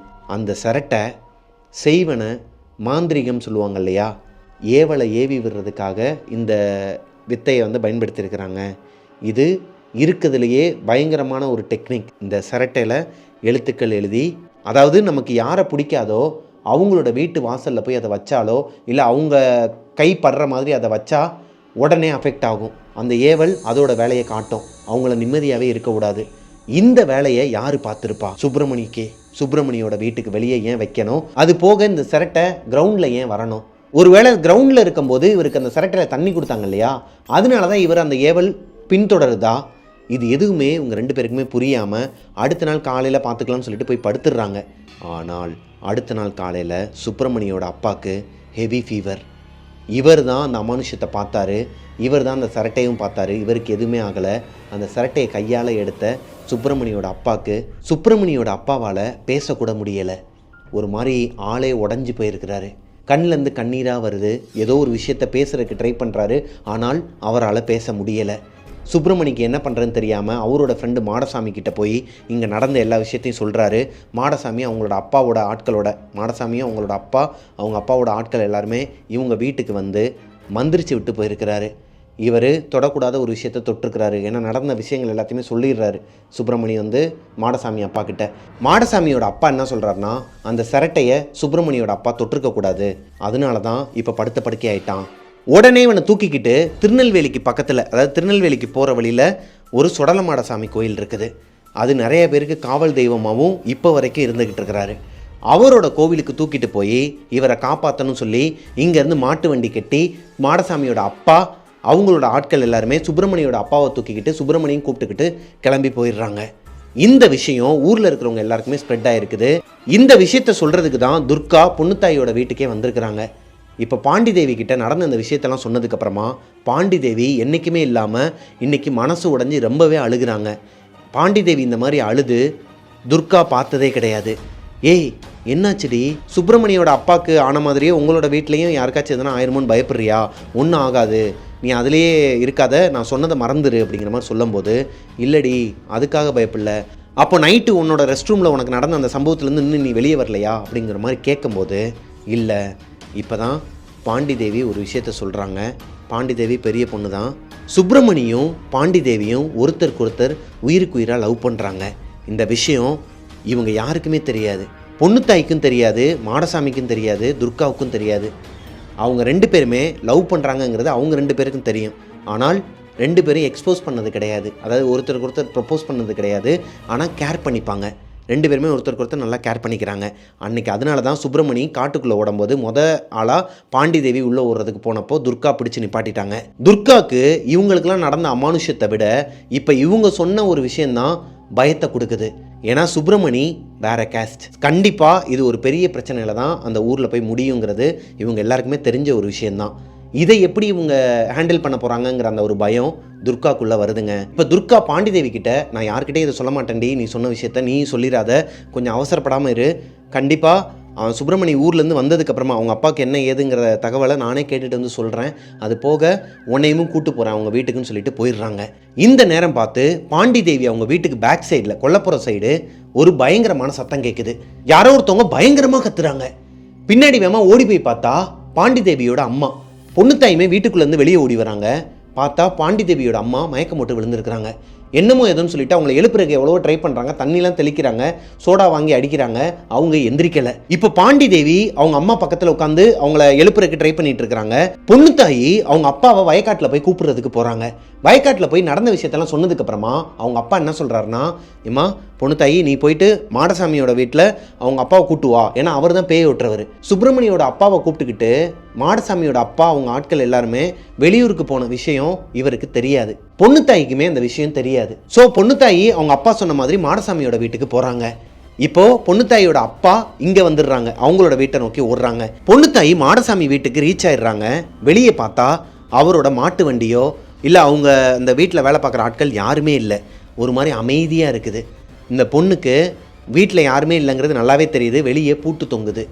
சரி போகலான்னு சொல்லிட்டு திரும்பும்போது திடீர்னு ஒரு சத்தம் கேட்குதுங்க. யாரோ மந்திரங்கள்லாம் சொல்லிக்கிட்டு பயங்கரமாக இந்த நெருப்பு சத்தம்லாம் இருக்கும் இல்லையா, யாகத்தில் இந்த ஓமகுண்டத்தில் எதனா ஒரு விஷயத்தை தூக்கி போட்டால் குப்புன்னு அது பற்றிக்கும். அது பத்தும்போது ஒரு சத்தம் வரும் இல்லையா, அந்த சத்தமும் நிறைய மந்திரங்கள் சத்தம்லாம் கேட்குது. என்னடா அது வீட்டில் யாருமே இல்லை, மந்திரங்கள் சத்தம் மட்டும் கேட்குதுன்னு சொல்லிட்டு பின்னாடி போய் பார்த்தா அவங்க வீட்டுக்கு பின்னாடி தோட்டம் மாதிரி ஒரு ஏரியா இருக்குமா. அந்த தோட்டத்தில் இந்த பொண்ணு ஒளிஞ்சிருந்து பார்த்துட்டு இருக்கிறாங்க. யாரு? பொண்ணுத்தாயி. அந்த தோட்டத்தில் இவங்களோட ஃப்ரெண்டான மாடசாமி உட்காந்து ஒரு இறந்து போன உடம்பு, இறந்து போன ஒரு பொண்ணோட சடலத்தை அவருக்கு முன்னாடி வச்சு, அவருக்கு முன்னாடி இருக்குது. இந்த மாடசாமி கூட வயசான தோற்றத்தில், யாருன்னே தெரியலை, ஆள் பார்க்குறதுக்கே இந்த தமிழ் படங்களெல்லாம் அந்த கோட்டை மாரியம்மன் சொல்லிட்டு ஒரு படம் வந்திருக்கும், பொட்டு அம்மன் சொல்லிட்டு ஒரு படம் வந்திருக்குங்க, அதில் ஒரு வில்லன் இருப்பார் இல்லையா, அந்த மாதிரி லுக்கில் ஒரு கிழவனும் உட்காந்துருக்கிறாரு. உட்காந்துக்கிட்டு அவர் மந்திரம் சொல்ல சொல்ல மாடசாமி அவரோட கையை கிழித்து இந்த டெட் பாடி மேலே அவரோட ரத்தத்தை விட்டுறாரு. இப்போது இதெல்லாம் பார்க்குறதுக்கே ஒரு மாதிரி பயங்கரமாக இருந்திருக்குது. என்ன பண்ணுறதுன்னு தெரியாமல் அந்த இடத்த விட்டு போகாமல் அப்படியே பார்த்துக்கிட்டே நின்றுருக்குறாங்க. இந்த யாகம் முடிஞ்சதுக்கப்புறமா ஒரு சரட்டை, அதாவது அந்த கிரவுண்டில் சுப்பிரமணிக்கு மாடசாமி தண்ணி ஊட்டி விட்ட அந்த சரட்டை இவங்களோட கையில் இருக்குது. யார்? அந்த வயசான ஆளோட கையில் இருக்குது. அந்த ஆள் என்ன பண்ணுறாருனா பெயிண்டில் இவரோட ரத்தத்தையும் அங்கே இறந்து போன அந்த சடலம் இருக்கு இல்லையா, அந்த பொண்ணோட முடி அதையும் எடுத்து கலக்கிக்கிட்டு இருக்கிறாரு. அந்த சரட்டையில் என்னென்னமோ எழுத்துக்கள்லாம் எழுதி யாகத்தில் காட்டி கருக்கி இவரோட கையில் கொடுக்குறாரு. இன்னும் ஒரே ஒரு தடவை இதை நீ பண்ணிட்டேன்னா நீ நினச்சதை அடைஞ்சிருவ அப்படிங்கிற மாதிரி மாடசாமி கிட்ட அந்த கிழவன் சொல்லும்போது இந்த பொண்ணுக்கு விக்கல் எடுக்க ஆரம்பிக்குதுங்க. விக்கல் சத்தம் கேட்டதுமே இவங்க 2 பேரும் திரும்பி பார்க்குறாங்க. அந்த பொண்ணு வேகமாக ஓடிடுது. யார்? தாயம்மா அந்த இடத்த விட்டு ஓடிடுது. தாயம்மாவை இவங்க 2 பேருமே கவனிக்கலை. ஆனால் யாரோ ஒருத்தவங்க இந்த இடத்துக்கு வந்துட்டு போனது மட்டும் இவங்க 2 பேருக்கும் தெரியுது. சத்தம் கேட்டு மாடசாமி வெளியே வந்து பார்க்கும்போது பொண்ணு தாய் ஓடிட்டு இருக்கதை பார்த்துடுறாரு. பொண்ணு தாய்க்கு ஏதோ ஒரு விஷயம் தெரிஞ்சிருச்சு. அது மாடசாமிக்கும் தெரிஞ்சிருது. பொண்ணு தாயி அவங்க வீட்டுக்கு ஓடி போய் அவங்க அப்பா கிட்டேயோ அவங்க அக்கா கிட்டேயோ எதையுமே சொல்லலை. மாடசாமி இந்த மாதிரி ஒரு விஷயம் பண்ணிகிட்டு இருக்கான், அவன் எதனால் இதெல்லாம் பண்ணுறாங்கிறது தெரியலைங்கிற அந்த விஷயத்த சொல்லவே இல்லை. பயத்தில் இருக்கிறாங்க, மூச்சு வாங்கிக்கிட்டு இருக்கிறாங்க. பொண்ணுத்தாய் இவங்க வீட்டுக்கு வந்து அடுத்து ஒரு 5 நிமிஷத்துலேயே மாடசாமியும் அவன் கூட அந்த வயசான ஒரு ஆள் இருக்கார் இல்லையா, அவரும் வராரு. வீட்டுக்கு வந்ததுக்கப்புறமா இவங்க அம்மா மயக்கம் போட்டு கிடக்குறாங்க. எப்பா வாப்பா, அதுக்கு தான் என் பொண்ணை அனுப்பிச்சேன், என்னமோ எதுவும் சொல்ல மாட்டேங்கிறா, ஓடி வந்தாலே தவிர்த்து மூச்சு வாங்கிக்கிட்டே இருக்கிறா, உன்னை எங்கன்னு கேட்டால் சொல்ல மாட்டேங்கிறான்னு சொல்லிட்டு அவங்க அப்பா சொல்லும்போது தான் மாடசாமி ஒரு விஷயத்தை புரிஞ்சுக்கிறாரு. இன்னுமே பொண்ணு தாயி நடந்த விஷயத்த அவங்க அப்பா கிட்டேயோ யாருக்கிட்டையும் சொல்லலைங்கிறத. இப்போது மாடசாமி பொண்ணு தாயை கண்ணாலேயே மிரட்டுறாரு. இந்த விஷயம் மட்டும் வெளியே தெரிஞ்சால் உன்னை கொன்றுவேன், ஒன்றை மட்டும் இல்லை உன் அம்மாவையும் சேர்த்து கொண்டுருவேன்னு சொல்லிட்டு அவங்கள கையை காட்டுறாரு. இப்போ அவங்க அம்மா கிட்டக்க போயிட்டு சில மந்திரங்கள்லாம் சொல்லி தண்ணியை தெளிக்கும் போது அவங்க அம்மா எந்திரிச்சிடுறாங்க. எந்திரிச்சதுமே மறுபடியும் கண்ணாலேயே மிரட்டிட்டு போயிடுறாரு. பொண்ணுத்தாயி வீட்டில் இந்த விஷயத்த சொல்ல மாட்டாங்கன்னு மாடசாமி நம்புகிறாரு. ஏன்னா அந்த அளவுக்கு பயந்துருக்குது அந்த பொண்ணு. அந்த பொண்ணுக்கு கண்ணெல்லாம் ஒரு மாதிரி ரெட்டாகி அழுக மட்டும்தான் வரலை, அந்த அளவுக்கு பயந்துருக்குங்கிறத பார்த்தோன்னே கண்டுபிடிச்சிடுறாரு. சொல்ல மாட்டாங்கிற ஒரு நம்பிக்கையும் அவருக்கு இருக்குதுங்க. ஆனால் அன்னைக்கு நைட்டு ஒரு 11:30லேருந்து 12 மணிக்கு பொண்ணு தாய்க்கு தூக்கமே வரலை, அழுதுகிட்டே இருந்திருக்கிறாங்க. பாண்டி தேவிக்கு அன்றைக்கி நைட்டு தூக்கம் வராமல் ஒரு மாதிரி உருண்டு உருண்டு படுக்கும்போது பக்கத்தில் அவங்களோட தங்கச்சி பொண்ணு தாய் இல்லாததை கவனிக்கிறாங்க. கவனிச்சதுமே டக்குன்னு எந்திரிச்சு பார்க்குறாங்க. ஒரு மூலையில் உட்காந்து இந்த பொண்ணு அழுதுகிட்டு இருக்கிறாங்க. என்னாச்சுடி, எதுவும் பிரச்சனையா, நீ எதனா ஒரு உருவத்தை பார்த்தியா, கவலைப்படாத, இன்னும் கொஞ்ச நாள் எல்லாமே சரியாயிடும், நம்ம சாமி நம்மளை கைவிடாதுன்னு சொல்லும்போது பொண்ணு தாய்க்கு வேறு வழியே தெரியலை. யாராச்சும் ஒருத்தர்கிட்ட அவங்க சொல்லியே ஆகணும். இப்போது பாண்டி தேவிக்கிட்ட நடந்த எல்லா விஷயத்தையும் சொல்கிறாங்க. இப்போ தான் பாண்டி தேவிக்கு ஒரு விஷயம் புரியுதுங்க. என்னன்னா, மாடசாமி ஒரு தடவை பாண்டி தேவிக்கிட்ட ப்ரப்போஸ் பண்ணியிருக்கிறாரு. நான் உன்னை லவ் பண்ணுறேன், நம்ம 2 பேரும் கல்யாணம் பண்ணிக்கலாமா, நம்ம 2 பேரும் ஒரே கேஸ்ட்டு தானே, நான் உங்கள் அப்பா கிட்ட பேசவா. இவங்க அதை நிராகரிச்சிருக்கிறாங்க. இல்லை மாடசாமி, எனக்கு விருப்பம் கிடையாது, நான் ஆல்ரெடி வேறு ஒருத்தரை லவ் பண்ணுறேன்னு நினைக்கிறேன், ஆனால் இன்னுமே நாங்கள் சொல்லிக்கலை, அவருமே சொல்லிக்கல, நானுமே சொல்லிக்கல, நம்ம 2 பேரும் ஃப்ரெண்ட்ஸாகவே இருக்கலாம்னு சொல்லிட்டு தன்மையாக தாங்க சொல்லிட்டு வந்திருக்குது அந்த பொண்ணு. அதுக்கு மாடசாமி ரூடாக பிஹேவ் பண்ணியிருக்கிறாரு. ஏய், அப்படி யார், எனக்கு தெரியாமல் யார், நம்ம குரூப்லையா, சுப்பிரமணியா அப்படின்னு சொல்லிட்டு அழுத்தி கேட்டிருக்கிறாரு. இல்லை சுப்பிரமணி கிடையாது, நான் அப்படி சொல்லலையே, ஏன்னா எங்கே இவர் போய் சொல்லிடுவார், அவங்க வீட்டில் போய் சொன்னார்னா பெரிய பிரச்சனையை வெடிச்சிருங்கிற காரணத்தினால இந்த பொண்ணு மறைச்சிருக்கிறாங்க. ஆனால் அதுக்கப்புறமா மாடசாமி எதுவுமே இவங்க கூட பேசாமல், இந்த சம்பவத்துக்கு அப்புறமா மாடசாமி பாண்டி தேவி கிட்ட ரொம்ப நாளாகவே பேசலை. ஒரு 3 நாளாக இவங்க கூட விளையாடுறதுக்கும் வரல. 4வது நாள் அவர் வரும்போது இந்த மாதிரி ஒரு விஷயம் நடந்ததையே மறந்துட்டு, ஏய் நீ சொன்னது கரெக்டு தான், நான் பண்ணது தப்பு தான், மன்னிச்சிரு, நம்ம எப்பயும் போல் ஃப்ரெண்ட்ஸாக இருக்கலாம்னு சொல்லிட்டு ஜாலியாக இருந்திருக்கிறாருங்க. ஆனால் அவரோட மனசுக்குள்ளே ஒரு வெஞ்சின் இருந்திருக்குது. அது எப்படி இவங்க 2 பேர் லவ் பண்ணலாம், இவங்க 2 பேரும் கொஞ்சம் கேர் பண்ணிக்கிற விதத்தை பார்த்து அவரே ப்ரெடிக்ட் பண்ணி இவங்க 2 பேர் லவ் பண்ணுறாங்கங்கிறத தெரிஞ்சுக்கிட்டாரு. மாடசாமியோட அப்பா ஒரு மாந்திரிகவாதி தான், ஆனால் அதை நல்ல விஷயத்துக்கு அவர் பயன்படுத்திகிட்டு இருக்கிறாரு. ஆனால் அவரோட பையன் மாடசாமி அதை கெட்ட எண்ணங்களுக்கு பயன்படுத்துகிறாரு. பில்லி சூனியை வைக்கிறது, ஏவல் வைக்கிறது, இந்த மாதிரி விஷயங்களெல்லாம் கற்றுக்கிட்டு சேரக்கூடாத ஒரு ஆள் கூட சேர்ந்துக்கிட்டு இந்த பழி கொடுக்கறது, இறந்து போன சடலங்களை எடுத்துகிட்டு வந்து அதில் பூஜை பண்ணி ரிச்சுவல் பண்ணி சக்தியை அடையலாம் அப்படி இப்படின்னு சொல்லிட்டு அவருக்குள்ளே ஏகப்பட்ட கற்பனை கோட்டை இருக்குது. அதில் ஒரு பக்கம் கான்சென்ட்ரேட் பண்ணாலும் அவரோட லவ் அவருக்கு கிடைக்காதது ரொம்பவே வலியை கொடுத்துருக்குது. அவர் கற்றுக்கிட்ட அந்த மாந்திரிக மந்திரங்கள், இந்த மாதிரியான விஷயங்கள்லாம் வச்சு இவங்க 2 பேரையும் ஏதோ பண்ணுறதுக்கு திட்டம் போட்டிருக்கிறாருங்கிறதே இப்போ தான் பாண்டி தேவிக்கு புரியுது. இப்போ பாண்டி தேவியோட மனசுக்குள்ளே என்ன ஓடுதுன்னா, அடுத்த நாள் காலையில் எந்திரிச்சதுமே அவங்க அப்பா கிட்ட நடந்த எல்லா விஷயத்தையும் சொல்லிடலாம். அவர் அடித்தாலும் பரவாயில்ல, கொன்னாலும் பரவாயில்ல, இந்த மாடசாமியை மட்டும் சும்மாவே விடக்கூடாதுன்னு சொல்லிட்டு எந்திரிச்ச உடனேயுமே அவங்க அப்பா கிட்ட சொல்கிறதுக்கு ட்ரை பண்ணியிருக்கிறாங்க. அவங்க அப்பா வீட்டில் இல்லை, வயக்காட்டுக்கு போயிடுறாரு. இப்போ அவங்க அம்மா கிட்ட நடந்ததை சொல்ல போகும்போது தூரத்துலேருந்து ஒரு பொண்ணு கத்திக்கிட்டே ஓடி வருது. என்னமோ எதுன்னு சொல்லிட்டு அந்த ஏரியாவில் இருக்கிறவங்க எல்லாருமே பார்த்துருக்குறாங்க. அந்த பொண்ணு அந்த அளவுக்கு கத்திக்கிட்டு அழுதுகிட்டு ஓடி வந்திருக்குது. என்னன்னு சொல்லி கேட்டால் துர்கா, இவங்களோட ஃப்ரெண்டு துர்கா இருக்காங்க இல்லையா, அவங்க அந்த ரயில்வே ட்ராக்கில் ஆக்சிடெண்ட்டில் இறந்துட்டாங்க, அவங்க உடம்பே ஒரு மாதிரி செதஞ்சு போச்சு அப்படிங்கிற மாதிரி அந்த பொண்ணு சொல்லிட்டு அழுகிறாங்க. இப்போது இங்கே இருக்கிறவங்க எல்லாருமே பதறி போய் அந்த ரயில்வே ட்ராக்குக்கு ஓடி போய் பார்த்தா துர்காவோட சடலம் ரொம்பவே கொடூரமாக கிடந்திருக்குதுங்க அந்த இடத்துல.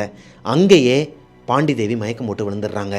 இன்னொரு பக்கம் சுப்பிரமணியம் அவங்களோட அப்பாவும் அந்த கோவிலுக்கு போயிருந்தாங்க இல்லையா, இந்த மாடசாமியோட அப்பா அவங்களோட ஆட்கள் அவங்களுக்கு வேலை இருக்குங்கிற காரணத்தினால அந்த கோவிலில் இருக்கிறவங்க கிட்ட பொறுப்பை ஒப்படைச்சிட்டு ரிட்டன் இவங்களோட ஊருக்கு அன்னைக்கு காலையிலேயே வந்துட்டாங்க. சுப்பிரமணியோட அப்பாவும் சுப்பிரமணியும் தங்கியிருந்த அறையில் அவங்க 2 பேருமே இறந்து போய் கிடக்குறாங்க. அவங்க 2 பேருமே தங்கியிருந்தது ஒரு காட்டு பகுதிக்குள்ளே தான். அங்கே இருக்கிற விஷப்பாம்பு அவங்க 2 பேருமே கடிச்சிருக்குது. இவங்க 2 பேருமே உதவி கிடைக்காம நைட்டு ஒருத்தருக்கு ஒருத்தர் எந்திரிக்காமல் கத்த முடியாமல் கடித்த அடுத்த ஸ்பாட்லேயே இறந்துருக்குறாங்க. சுப்பிரமணி அவங்க அப்பா 2 பேருமே இறந்துட்டாங்க. இந்த நியூஸும் இவங்க காதுக்கு வருதுங்க. இப்போது அடுத்தடுத்து அடிமேல அடியாக விழுகுது. ஆல்ரெடி இவங்களோட ஃப்ரெண்டு துர்கா இறந்ததே ஒரு மாதிரி மர்மமான சாவு தான். அங்கே இருக்கிறவங்களாம் என்ன சொல்கிறாங்கன்னா, இந்த பொண்ணு நல்லா தான் நின்றுட்டு இருந்துச்சு, அதாவது ரயில்வே ட்ராக்கில் கிராசிங்க்கு நல்லா தான் நின்றுட்டு இருந்துச்சு, அது பாட்டுக்கு தான் நின்றுட்டு இருந்துச்சு. திடீர்னு என்ன நினச்சிச்சின்னு தெரில, சைக்கிளை தள்ளி விட்டுட்டு வேகமாக ஓடி போய் உள்ளே விழுந்துருச்சாங்க. அந்த பொண்ணு கிராசிங் பண்ணணும் நினச்சிருந்துச்சுன்னா, அந்த ட்ராக்கை கிராஸ் பண்ணணும்னு நினச்சிட்டு இருந்துச்சுன்னா அந்த சைக்கிளை தூக்கிக்கிட்டு தான் போயிருக்கணும். ஆனால் அந்த பொண்ணு சைக்கிளை தள்ளி விட்டுட்டு ட்ரெயின் வரும்போது கரெக்டாக உள்ளே போய் விழுந்திருக்குது. Spot out. இது எப்படி தானாக நடக்கும்? இது ஒரு மர்மமான சாவு தான் அப்படிங்கிற மாதிரி அந்த ஊரில் இருக்கிறவங்க எல்லாருமே பேசுகிறாங்க. ஆல்ரெடி இந்த ட்ராக்கில் நிறைய பேர் இறந்துருக்குறாங்க. அவங்களோட ஆத்மா ஏதோ ஒன்று தான் இந்த பொண்ணோட உடம்புக்குள்ளே புகுந்துருக்குது. அது போக இந்த ஊர்க்காரங்கெல்லாம் எப்படி பேச ஆரம்பிக்கிறாங்கன்னா, இவங்க எல்லாருமே அந்த கிரவுண்டுக்கு போனனால தான் இவங்களுக்கு இந்த அசம்பாவிதம் எல்லாமே நடக்குது. அந்த கிரவுண்டுக்கு பக்கத்தில் இருக்க அந்த இடுகாடு அது யூஸ்லேயே கிடையாது. ரொம்ப வருஷத்துக்கு முன்னாடி யூஸ் பண்ணதை அப்படியே போட்டு வச்சுருக்குறாங்க. க்ளீன் பண்ணாமல் அந்த இடமே ஒரு மாதிரி ஸ்மெல் வந்துக்கிட்டு தான் இருக்குமா. இப்போது அந்த இடத்துக்கு போனனால தான் இவங்க எல்லாருக்குமே ஒரு சாபம் வந்துருச்சுங்கிற மாதிரி ஊர்க்காரங்கெல்லாம் பேச ஆரம்பிக்கிறாங்க. பொண்ணுத்தாயி வாயவே திறக்கலை. ஏன்னா நடந்த இந்த சம்பவங்கள் எல்லாமே பொண்ணுத்தாய்க்கு ஒரு பயத்தை கொடுக்குது. மாடசாமி அன்னைக்கு மிரட்டிட்டு போயிருக்கிறான் வீட்டுக்கு வந்து, ஒரு வேளை நான் தான் இதெல்லாம் பண்ணுறேன், என்னோட இந்த சீக்ரெட்லாம் வெளியே நீ சொல்லிட்டேன்னா உன்னை உன் குடும்பத்தை வந்து அழிச்சிருவேன், உங்கள் அம்மாவை கொன்றுவேங்கிற மாதிரி மிரட்டிட்டு போயிருக்கிறான். அதுக்கு ஏற்ற மாதிரியே எல்லாமே மர்மமான முறையில் நடக்குது. ஒரு பக்கம் துர்கா மர்மமான முறையில் அவங்களாவே சூசைட் பண்ணிக்கிறாங்க. சுப்பிரமணியும் அவங்களோட அப்பாவும் மர்மமான முறையில் பாம்பு கடிச்சு இறந்துருக்குறாங்க. அது எப்படி அவங்க 2 பேரையும் ஒரே நேரத்தில் பாம்பு கடிக்கும், ஒரே நேரத்தில் அவங்க 2 பேரும் சாவாங்க? இது எல்லாத்துக்கும் காரணம் மாடசாமிங்கிறது நல்லாவே தெரியும். தெரிஞ்சிருந்தும் பொண்ணுத்தாயி வாயவே திறக்கலை, பாண்டி தேவியவும் வாயை திறக்க விடலை. நீ தயவு செஞ்சு சொல்லாத, நம்ம அப்பா அம்மாவோட உயிரும் எனக்கு முக்கியம், நம்மளோட உயிரும் நமக்கு முக்கியம், அவனால் என்ன வேணாலும் பண்ண முடியும், அதுக்குன்னு அவனை கல்யாணம் பண்ணிக்க சொல்கிறியா? இவ்வளோ கெட்டவனை, இவ்வளோ கொடூரமானவனை நான் கல்யாணமே பண்ணிக்க மாட்டேன்னு சொல்லிட்டு பாண்டி தேவிக்கும் இவங்களுக்கும் ஆல்ரெடி ஒரு டாக் போய்கிட்டு இருந்த இந்த நேரத்தில் தான் காத்தூரில் இருக்கிற பொண்ணுத்தாயி அவங்களோட சித்தப்பா வீட்டுக்கு இவங்க எல்லாருமே மாட்டு வண்டி கட்டிக்கிட்டு அவங்களோட வீட்டுக்கு போயிடுறாங்க. அங்கே போகிறதுக்கு முன்னாடி பொண்ணுத்தாயோட அப்பா மாடசாமியோட அப்பாவை பார்த்துருக்கிறாரு. அவர்கிட்ட போயிட்டு சில திருநீர்லாம் வாங்கிக்கிட்டு ஒரு விஷயமும் சொல்லியிருக்கிறாரு. எங்களோட சொந்தக்காரங்களில் ஒருத்தவங்க திருநெல்வேலியில் இருக்கிறாங்க, நல்லா படித்த பையன், அந்த பையனுக்கு தான் என் பொண்ணை கொடுக்க போகிறேன், அதாவது பாண்டி தேவியை கட்டி வைக்க போகிறதா அவங்க அப்பா அங்கே வச்சு சொல்லிட்டு வந்திருக்கிறாரு. இவர் இந்த விஷயத்தை அவங்க அப்பா கிட்ட சொல்லும்போது மாடசாமியும் அங்கே தான் இருந்திருக்கிறாரு. இப்போது இங்கேருந்து இவங்க சாத்தூருக்கு போயிடுறாங்க. அன்னைக்கு நடந்தது தான் பார்ட் 1ல் நம்ம பார்த்த மாட்டு வண்டியில் ஒரு குடும்பம் வருது. அந்த இடத்துல மாடு மிரண்டு போய் நிற்கிது. அந்த ட்ராக்குக்கு ஒரு 100-150 மீட்டர் டிஸ்டன்ஸ்லேயே இந்த மாடுங்கள்லாம் அப்படியே அரண்டு போய் நிற்கிது. அதுக்கப்புறம் நடந்த விஷயங்கள் எல்லாமே இந்த பாண்டி தேவிங்கிற பொண்ணு அவங்கள அறியாமலே அந்த ட்ராக்கில் நடந்து போனது. ட்ரெயின் வந்து அவங்கள அடித்து கண்ணு முன்னாடி பொண்ணு இறந்ததை பார்த்து அவங்க அப்பா கோமாக்கு போய் அவங்க அப்பாவும் அடுத்து இறந்துடுறாரு. இதுதான் அவங்க வீட்டில் நடந்திருக்குதுங்க. இப்போது இந்த பொண்ணுத்தாய்க்கு எல்லாமே தெரியும், நடந்த விஷயங்கள் எல்லாமே உண்மை எல்லாமே தெரிஞ்ச 2 பர்சன், ஒன்று பாண்டி தேவி, இன்னொன்று பொண்ணுத்தாயி. பாண்டி தேவி இறந்து போனதுக்கப்புறமா பொண்ணுத்தாயி பயந்து போய் அவங்க அப்பா அம்மா கிட்ட நடந்தது எதையுமே சொல்லலை. மாடசாமியும் எதையுமே இவங்க கிட்ட கேட்டுக்கல. அதுக்கடுத்து மாடசாமி இவங்க வீட்டு பக்கமே வரல. மாடசாமி ஒரு தடவை வயக்காட்டில் வச்சு பொண்ணுத்தாயை மிரட்டியிருக்கிறாரு. இங்கே பார், இப்போ வரைக்கும் நீ கரெக்டாக இருக்கிற, இதுக்கப்புறமும் கரெக்டாக இருக்கணும், நடந்த இந்த சம்பவங்களுக்கும் எனக்கு எந்த சம்மந்தமும் கிடையாது, எல்லாமே எதர்ச்சியாக நடந்தது தான், ஆனால் நான் உன் அக்காவை கல்யாணம் பண்ணணும்னு நினச்சது உண்மை தான், அதுக்குமே இப்போ நான் ஃபீல் பண்ணுறேன். அவளே போனதுக்கப்புறமா நான் இது எல்லாத்தையுமே விட்டுட்டேன் அப்படிங்கிற மாதிரி சொல்லிவிட்டு அவங்க அப்பாவோட தொழிலான அந்த தொழிலை கண்டினியூ பண்ணியிருக்கிறார். நல்ல விஷயங்களுக்கு மட்டும் பண்ணுறதா வெளியே தெரிஞ்சிருக்குது. அவர் உள்ளுக்குள்ளே எப்படிங்கிறதெல்லாம் பொண்ணு தாய்க்கு தெரியாது. அதெல்லாம் ஓகேன்னு அகிலனோட குடும்பத்துக்கும் பொண்ணு தாயோட குடும்பத்துக்கும் என்ன சம்மந்தம்? அவங்களோட குடும்பத்தை வந்து எதனால் வந்து இவங்களோட ஆத்மா வந்து துன்புறுத்தணும், எதனால் ஒவ்வொருத்தராக சாவிங்கன்னு சொல்லணும் அப்படிங்கிற மாதிரி உங்களுக்கு ஒரு கொஸ்டின் இருக்குங்க. ஆக்சுவலாக இந்த மாடசாமிங்கிற கேரக்டர் வேறு யாரும் இல்லைங்க, அகிலனோட தாத்தா. அதாவது அகிலனோட அப்பாவோட அப்பா தான் மாடசாமி. அவர் தான் எல்லா விஷயத்துக்குமே காரணம். கூடையே இருந்து ஃப்ரெண்டாக இருந்து லவ் பண்ணுறேன்னு சொல்லி ஒரு பொண்ணை மிரட்டி அந்த பொண்ணை கொன்னது மட்டும் இல்லாமல் அந்த பையன்லேருந்து எல்லாரையுமே மர்மமான முறையில் அமானுஷத்தால், அதாவது இந்த மாதிரி பில்லி சூனியம் ஏவலால் சாகடித்த ஒரு மாந்திரிகவாதி தான் இவர், அகிலனோட தாத்தா. இது எல்லாத்தையுமே இப்போ அவங்க அம்மா உடம்புக்குள்ளே இருக்கிற இந்த பாண்டி தேவியோட ஆத்மா அந்த கோடாங்கி கிட்ட சொல்லுதுங்க. இந்த 2 கோடாங்கி கிட்டையும் சொல்லுது. இப்போது இவங்களால எதுவுமே மறுக்க முடியலை. அகிலனோட அப்பாவாக இருக்கட்டும், ஸ்வேதாவாக இருக்கட்டும், அதாவது அகிலனோட தங்கச்சி ஸ்வேதாவாக இருக்கட்டும், அகிலனுக்குமே செம்ம கடுப்பு வருது அவங்க தாத்தா மேலே. என்னதான் அவங்களோட தாத்தாவாகவே இருந்தாலும் இந்த ஆளுக்காடா நம்ம சாமி கும்பிட்றதுக்கு எல்லாத்தையும் ரெடி பண்ணி வச்சோம் அப்படிங்கிற மாதிரி அவங்களுக்கு ஃபீல் ஆகிருக்குதுங்க. இப்போ அகிலனுக்கும் அவங்க அப்பாவுக்கும் என்ன சொல்கிறதுனே தெரியல. இந்த கோடாங்கி 2 பேருமே மிரட்டுறாங்க. இங்கே பார், அவங்களுக்கும் இந்த குடும்பத்துக்கும் எந்த சம்மந்தமும் கிடையாது, ஏன்னா அவர் பண்ண பாவத்துக்கு நீ அவங்க தலைமுறையை வந்து பாதிக்கக்கூடாது. இப்போ அகிலனுக்கு ஒரு டவுட் வருதுங்க. அதெல்லாம் சரி, எல்லாத்துக்கும் காரணம் என்னோட தாத்தாங்கிறீங்க, எதனால் உங்களோட தங்கச்சியே கொல்லணும்? அதாவது இந்த பாட்டி தாயம்மா வந்து ஒரு மாதிரி மர்மமான முறையில் ரத்தம் வந்து தாயம்மா ஒரு மாதிரி மர்மமான முறையில் தான் இறந்துருக்குறாங்க. வாயில் பிளட்டு வந்து மூக்கிலலாம் பிளட் வந்து தான் இறந்துருக்குறாங்க. அவங்கள ஏன் கொன்னன்னு சொல்லி கேட்கும்போது அவங்கள நான் கொல்லலை, உன்னோட தாத்தா தான் கொன்னான், தாத்தாவோட ஆத்மா. ஆக்சுவலாக மாடசாமியோட ஆத்மாவுமே இன்னுமே இங்கே தான் அலைஞ்சிக்கிட்டு இருக்குது. ஆல்ரெடி பாண்டி தேவி கிட்ட இருந்து இவங்களோட குடும்பத்தை காப்பாற்றுறதே அவங்க தாத்தாவோட ஆத்மா தான். அவங்க தாத்தாவோட ஆத்மா அவரால் முடிஞ்ச அளவுக்கு போராடி இந்த பொண்ணுக்கிட்ட இருந்து இவங்க குடும்பத்தை காப்பாற்றிட்டு இருந்திருக்கிறாரு. ஆனால் அன்னைக்கு நைட்டு, அதாவது இவங்க மாடசாமி வந்து இந்த உண்மையை யாருக்குமே சொல்லக்கூடாதுன்னு சொல்லிட்டு தாயம்மா கிட்ட ஒரு சத்தியம் வாங்கியிருக்கிறாரு, மிரட்டி இருக்கிறாரு பாஸ்ட்டில். இப்போது அதை மீறி தான் தாயம்மா நைட் நேரம் எல்லாருக்கிட்டையுமே உட்காந்து சொல்லியிருக்கிறாங்க இந்த கதையை. ஆனால் அதில் கூட மாடசாமியை பற்றி அவங்க சொல்லலை. ஆனால் இந்த கதையை சொன்னதே தப்பு தான், நீ வந்து என் பேரங்கிட்ட உண்மையை சொல்ல வரியான்னு சொல்லிட்டு தான் அவரோட ஆத்மா இந்த பொண்ணு தாயை கொடூரமான முறையில் கொலை பண்ணியிருக்குது. அதனால தான் அன்னைக்கு நைட்டு அகிலனுக்கு அந்த ஒரு கெட்ட கனவு வந்திருக்குதுங்க. ஆல்ரெடி தாயம்மாவுக்கு என்ன நடக்க போகுதுங்கிறது அவரோட கனவுல காட்டியிருக்குது. இப்போ இந்த சம்பவத்துக்கு அப்புறமா பாண்டி தேவி ஆத்மா பண்ணுறது ஒரு பக்கம் நியாயமாக இருந்தாலும் இவங்களோட குடும்பத்துக்கு அவங்க பண்ணுறது அநியாயம்தான். அதே மாதிரி மாடசாமி பண்ண விஷயங்கள் எல்லாமே தப்பு தான். இது எல்லாத்தையுமே எப்படி சரி கட்ட போகிறாங்க, இவங்க எல்லாரும் இதுலேருந்து எப்படி வெளியே வர போகிறாங்க, கிளைமேக்ஸ் என்னங்கிறத நான் சொன்னேன் இல்லையா, ஆல்மோஸ்ட் இதை வந்து நம்ம ஒரு பைலட்டாவோ இல்லை ஒரு படமாவோ எடுக்கும்போது இல்லை ஒரு ஷார்ட் ஃபிலிமாவோ மேக் பண்ணும்போது அதில் பார்த்து நீங்கள் தெரிஞ்சுக்கோங்க. கண்டிப்பாக இது ஷார்ட் ஃபிலிமாக வரதுக்கு வாய்ப்பு இல்லை. ஏன்னா ஒரு 1 ஹவர் ஸ்டோரிங்க. அது 1 ஹவர்லேருந்து 1.5 மணி நேரம் வரைக்கும் நம்ம விஷுவலாக ஒரு படம் ரேஞ்சுக்கு இதை கொடுக்கலான்னு வச்சுக்கோங்களேன். அப்படி கொடுக்கும்போது நான் உங்களுக்கு கிளைமேக்ஸ் என்னங்கிறத காட்டுறேன். அது வரைக்கும் வெயிட் பண்ணுங்கள். இந்த ஸ்டோரி உங்களுக்கு பிடிச்சிருக்குன்னு நம்புகிறேன். இந்த ஸ்டோரி உங்களுக்கு பிடிச்சிருந்துச்சு அப்படின்னா லைக் பண்ணிடுங்க.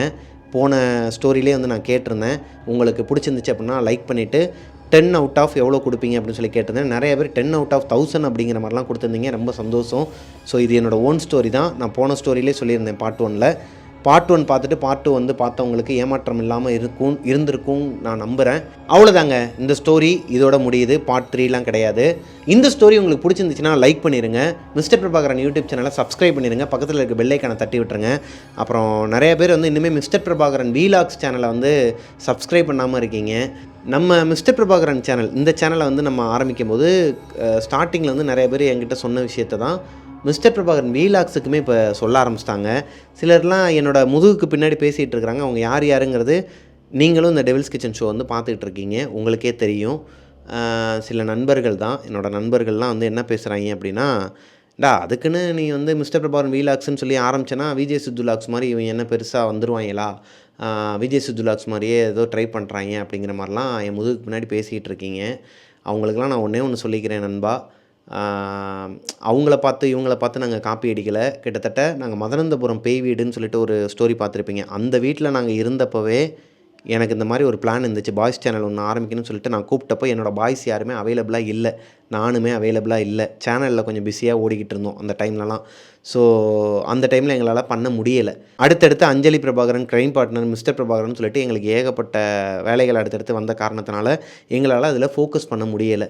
மெயினாக நான் மிஸ்டர் பிரபாகரன் வீலாக்ஸ் சேனலில் நான் ஒரு விஷயம் சொல்லியிருப்பேன். இந்த கோவா வீடியோவில், கோவா சீரீஸில் ஃபஸ்ட் எபிசோடில் பேச்சுலர்ஸ் ரூம் அலைப்பறைகள்னு சொல்லிட்டு ஒரு வீடியோ இருக்குங்க. நான் அதோட வீடியோ லிங்க் கூட நான் கீழே டிஸ்கிரிப்ஷனில் கொடுக்குறேன்.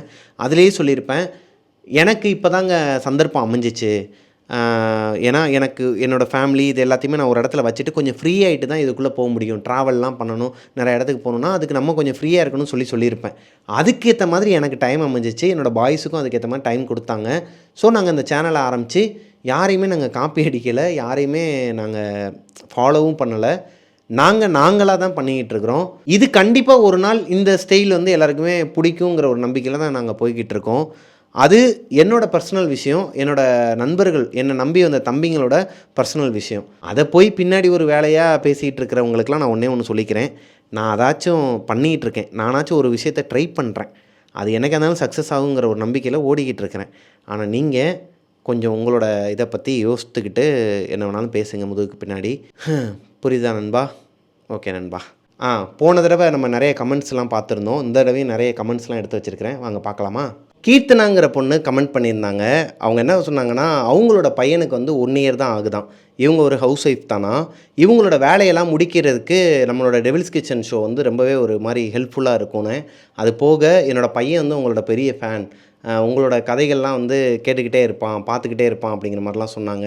அவங்களுக்கு ஒரு ஆசை, அந்த கீர்த்தனாங்கிற அவங்களோட நேமை வச்சு நீங்கள் வந்து ஒரு ஸ்டோரி சொல்லுங்கண்ணா. நீங்கள் ஏன்னா 10 படத்தோடு முடிப்பேங்கிறீங்க, நீங்கள் உங்களுக்கு இருக்கிற இதுக்கு வந்து நீங்கள் அடுத்தடுத்து வெப் சீரிஸாகவே நிறையா பண்ணலாம் அப்படிங்கிற மாதிரிலாம் கமெண்ட்டில் சொல்லியிருந்தாங்க. தேங்க்யூ ஸோ மச்மா, thank you so much Keerthana. Yoga சாருங்கிற ஒரு ஐடியிலேருந்து ஒரு பொண்ணு கமெண்ட் பண்ணியிருந்தாங்க. ஆனால் என்னை வந்து யாருமே சாருமா அப்படின்னு சொல்லி கூப்பிட்டது கிடையாதுண்ணே, நீங்கள் உங்களோட வாய்ஸில் சாருமா அப்படின்னு சொல்லி கூப்பிட்டிங்கன்னா நான் ரொம்ப சந்தோஷப்படுவேன் அப்படின்னு சொல்லி கமெண்ட்டில் சொல்லியிருந்தாங்க. ஹாய் சாருமா, எப்படிமா இருக்கீங்க, நல்லா இருக்கீங்களா? கமல் மோகனா அப்படிங்கிற பொண்ணு 10 SARன்னு சொல்லிட்டு சூப்பர் தேங்க்ஸ் பண்ணியிருந்தாங்க. ஆக்சுவலாக 10 சவுதி ரியாலுங்க அது. தேங்க்யூ ஸோ மச்மா. நீங்கள் ஏகப்பட்ட வீடியோஸில் நீங்கள் வந்து கமெண்ட் பண்ணிகிட்ருக்கீங்க, நான் பார்த்துக்கிட்டு தான் இருக்கேன். உங்களோட அன்புக்கும் உங்களோட ஆதரவுக்கும் நன்றிம்மா. Thank you so much. இன்னுமே நிறைய பேர், நிறைய தங்கச்சிங்க தம்பிங்க எல்லாருமே ஹாய் அண்ணா, உங்களை ரொம்ப பிடிக்கும், நீங்கள் எங்கள் வீட்டில் ஒருத்தர் மாதிரி அப்படிலாம் மெசேஜ் பண்ணியிருந்தீங்க, ரொம்ப சந்தோஷம்ப்பா. உங்களோட எல்லாருக்குமே உங்களோட அன்புக்கு நன்றி. இப்போ நான் சொல்ல போகிற ஒரு நபர் இந்த அளவுக்கு ஒரு ஃபேன் பாயாக எனக்கு வந்து இந்த மாதிரி மொமெண்ட்லாம் கிடச்சது கிடையாதுங்க. அந்த தம்பி வந்து அர்ஜுன் எஸ்கேன்னு சொல்லிட்டு அவரோட பேர், இன்ஸ்டாகிராம் ஐடியில் எனக்கு நிறைய விஷஸ்லாம், அதாவது இதுக்கு முன்னாடி நம்ம பண்ண அந்த ரிச்சுவலுக்காக இருக்கட்டும், எல்லாத்துக்குமே விஷஸ் பண்ணுறதுலேருந்து நம்ம எதனா ஒரு விஷயம் சொல்கிறோன்னா அதில் ஸ்டோரியே அவரோடதாக தான் இருக்கும் இன்ஸ்டாகிராமில். அப்பேற்பட்ட தம்பி வந்து நமக்கு ஒரு விஷயம் அனுப்பியிருக்கிறாரு. அது என்னன்னு நான் சொல்லலை, நீங்களே பாருங்கள்.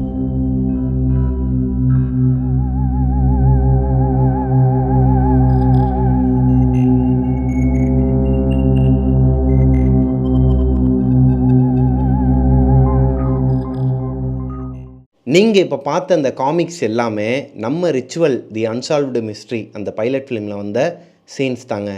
இது எல்லாத்தையுமே அவர் உட்காந்து எனக்காக இது வந்து உங்களுக்கு நான் கொடுக்குற பர்த்டே கிஃப்ட் அண்ணா அப்படிங்கிற மாதிரி அனுப்பியிருந்தார். நான் ஸ்டோரிலையும் போட்டிருந்தேன் இன்ஸ்டாகிராமில், ஐ பிரபாகரன் அஃபிஷியலில் என்னோட ஐடியில் வந்து நான் போட்டிருந்தேன். அது இந்த ஸ்டோரியில் சொல்லணும்னு சொல்லிட்டு எனக்கு ஒரு ஆசை இருந்துச்சுங்க. அதை என்னால் சொல்ல முடியாமல் போச்சு. போன ஸ்டோரி வந்து கொஞ்சம் ஹெக்டிக்காக போனனால என்னால் சொல்ல முடியலை. ஆனால் அவர் கீழே கமெண்ட்டில் வந்து சொல்லியிருந்தார், ஆனால் அடுத்த ஸ்டோரியில் என்னோடய இந்த காமிக்ஸை மட்டும் அப்படியே கொஞ்சம் சொல்லுங்கண்ணா அப்படிங்கிற மாதிரி சொல்லியிருந்தார். Thank you so much brother. உண்மையாகவே எனக்கு இந்த கிஃப்ட் வந்து ரொம்ப பிடிச்சிருந்துச்சு. உங்களுக்கும் பிடிச்சிருந்துச்சுன்னா கீழே கமெண்ட்டில் மென்ஷன் பண்ணுங்கள் கோஸ்டீஸ். நெக்ஸ்ட் ஸ்டோரியில் உங்களை மீட் பண்ணுற வரைக்கும் டாட்டா பாய் பாய்.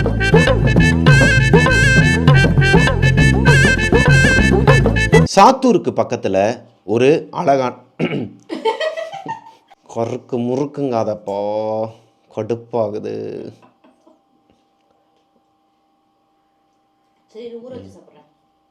நீ ஊரை வச்சு சாப்பிடுவியோ இல்லை உன் ஊரில் வச்சு சாப்பிடுவியோ, என் முன்னாடி வச்சு சாப்பிடாத, வெளியே போ. ஆமாம் வருது, கேட்கும்பா அதெல்லாம். இப்போ பாரு, உனக்கு போட்டு காட்டுறேன் பாரு.